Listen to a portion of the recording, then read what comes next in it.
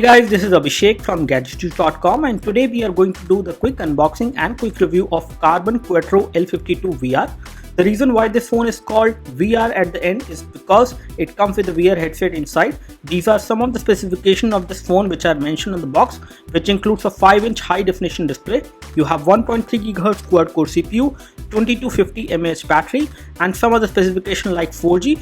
Because it is a dual SIM phone and 4G is supported on both the SIM card slot. As far as storage is concerned, we have got 16 GB of internal storage and 2 GB of RAM, and you have a dedicated memory SD card slot as well, and we have support for GPS as well. And as I have already pointed out, it comes with a VR headset which is inside the packaging, and that is why the package is slightly bigger compared to the other smartphone which we have unboxed earlier.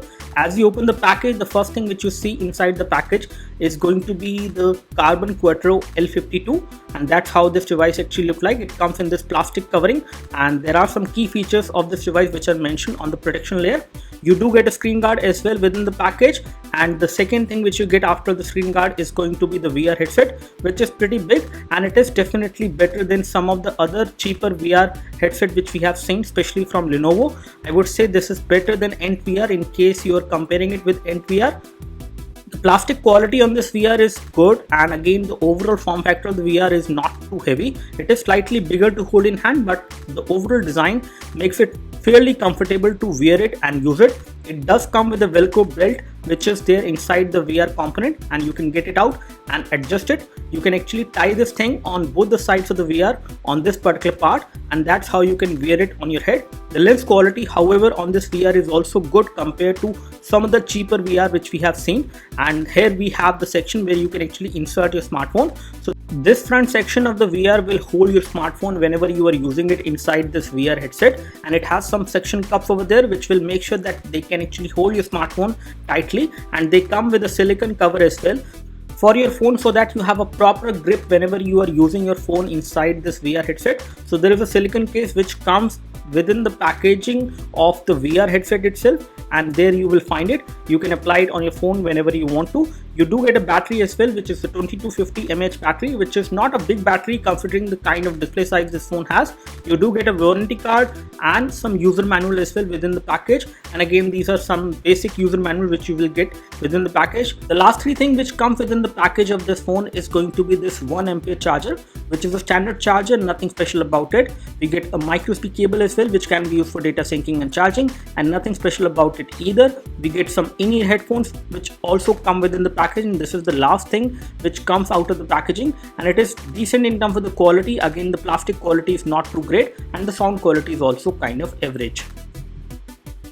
Let's take a closer look over the phone. On the top of the phone you get a 5 megapixel camera, which is a fixed focus camera, nice metallic earpiece, proximity and ambient light sensors as well, and the build quality of this phone for the price is pretty good. I would say this is a phone which looks a lot like iPhone, but again in terms of the overall quality of material which has been used, it is pretty good. You do get touch press buttons which are there at the bottom of the phone, and they do not have any backlit LED, but they are within the body, which is a good thing because they do not take any part of the screen resolution.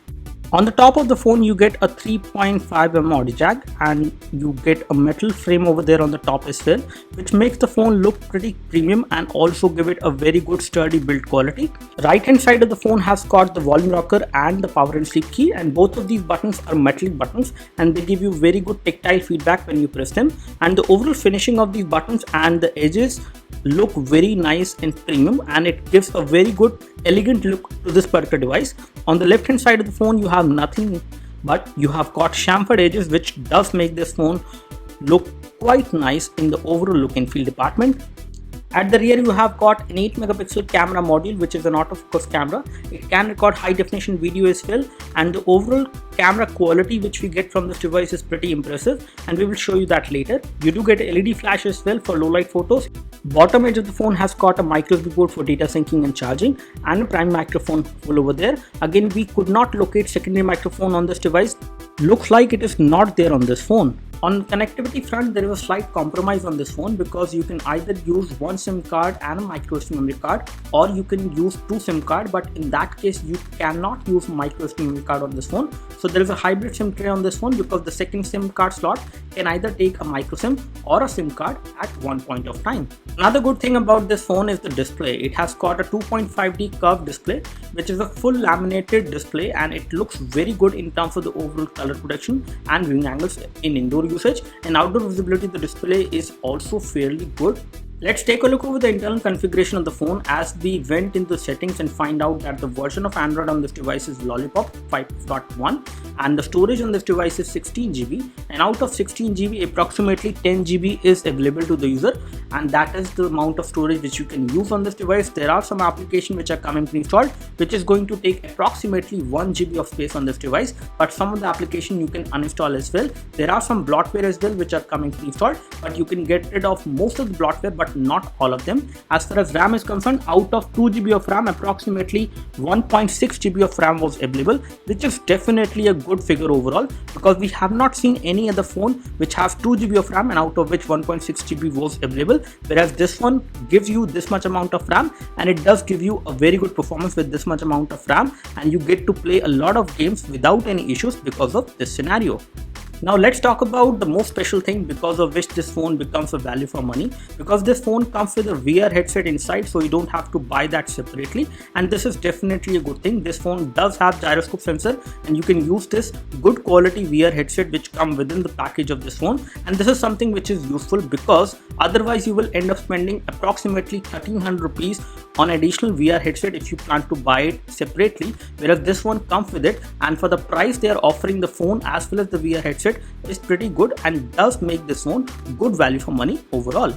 Taking a look over the camera interface, we were impressed with the kind of results which we got as far as photos are concerned, which we took in low light.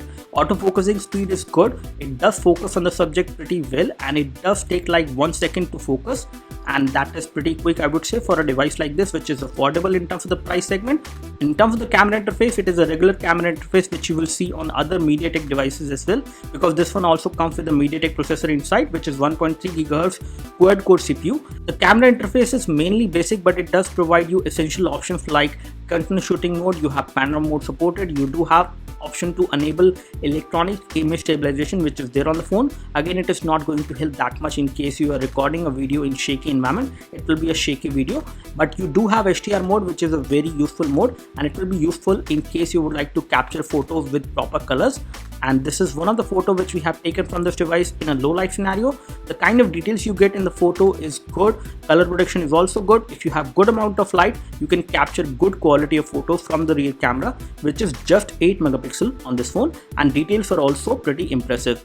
But on the other hand, the front camera is not at all impressive. Unless you have good amount of light falling on your face, you won't be able to capture very good selfies. Rear camera on the other hand capture good clarity in the photos which we captured in daylight as well as in artificial light. We were happy with the kind of results which we got from the rear camera. We could see good amount of details and good colors overall when we captured these photos in daylight scenario, but in artificial light it does give you slight amount of noise, but that is going to happen with other phones as well in the same price segment.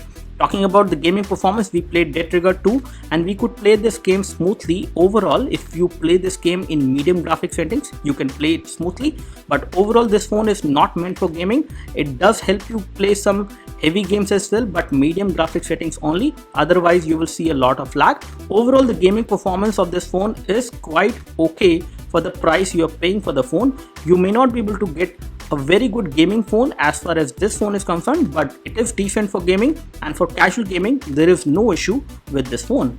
This is all we have as far as the quick unboxing of the Karbonn Quattro L52 phone. This looks like a good phone overall for the price you are paying for it, but there are some better options out there in the market. In case you can buy a phone online, do not go for this phone, but in case you can't buy a phone online, this is going to be a good option which you can get in the local market of your nearest mobile phone store.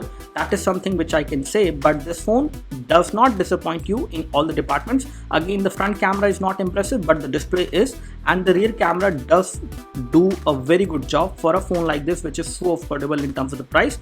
This is all we have as far as this quick unboxing and quick review is concerned. In case you have any queries and questions, please leave your queries and questions in the comment section below. You can like this video if this video helped you by clicking the like button below. You can subscribe to our YouTube video channel for more videos like this by clicking the subscribe button below. Thanks for watching this video. This is Abhishek signing off. Thank you.